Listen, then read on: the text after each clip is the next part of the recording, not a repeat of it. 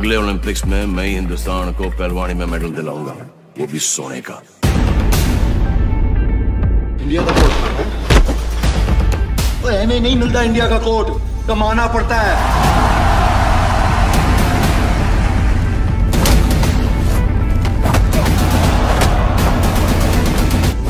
क्या दंगल विवादों का एक घर बन चुकी थी? दंगल गर्ल जायरा वसीम ने किस चीज पर दुख जताया? हेलो दोस्तों, मैं नितिन आपका स्वागत करता हूं पॉलीग्रेड स्टूडियोज में। फिल्म शुरू होने से पहले पर्दे पर लिखा आता है कि कहानी काल्पनिक है। वैसे कहानी इतनी काल्पनिक भी नहीं है, क्योंकि गीता फोगाट और बबीता फोगाट ने साल 2010 में दिल्ली में हुए नेशनल लेवल गेम्स में अपना जलवा गोल्ड और सिल्वर मेडल जीतकर दिखाया था। दंगल फिल्म में दिखाया गया है कि गीता और बबीता के पिता महावीर फोगाट की नेशनल कोच के कुश्ती के दांव पेच को लेकर तकरार चलती रहती है।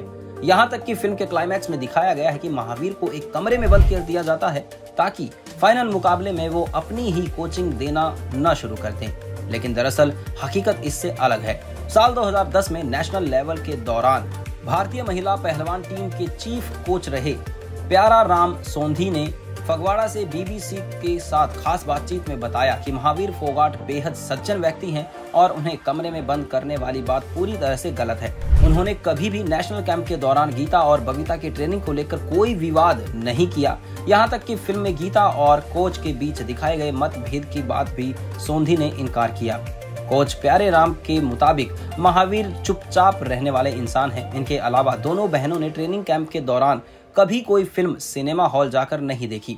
सोंधी आगे कहते हैं कि महावीर तो नहीं, लेकिन एक दूसरे पूर्व पहलवान कोच की गैर मौजूदगी में अपनी बेटी को ट्रेनिंग देने के कुछ अलग तरीके जरूर बताए थे।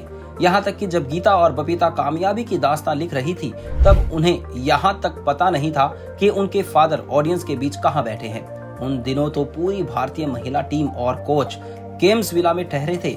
लड़कों से लड़कियों की ट्रेनिंग की बात को लेकर सोंधी ने कहा कि जब उन्होंने फॉरेन में ऐसे देखा तो उनके भी विचार बदले, लेकिन प्लस साइज की लड़कियों की ट्रेनिंग कम वजन के पहलवानों के साथ कराई जाती थी और कोच इस बात को एक्सेप्ट करते हैं कि फोगाट बहनों को लड़कों के साथ बचपन से मुकाबला करने की आदत ने बड़ा पहलवान बनाया।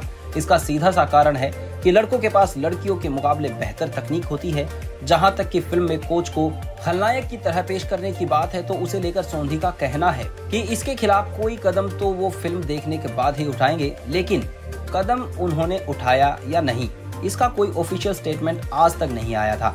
इसके अलावा दंगल फिल्म की बहनों का रियल लाइफ में भी कुश्ती जैसा खेल या एक दंगल चलता रहता है, जिसे आम जनता को मालूम तक नहीं होता, क्योंकि अक्सर ऑडियंस वही देखती है या जानती है जो उसको पर्दे पर दिखाया जाता है। दंगल गर्ल जायरा वसीम भी ऐसे ही एक विवाद का हिस्सा रह चुकी हैं और उन्होंने अपनी एक पोस्ट में लिखा था, हिजाब इस्लाम में एक विकल्प नहीं बल्कि एक रिस्पॉन्सिबिलिटी है।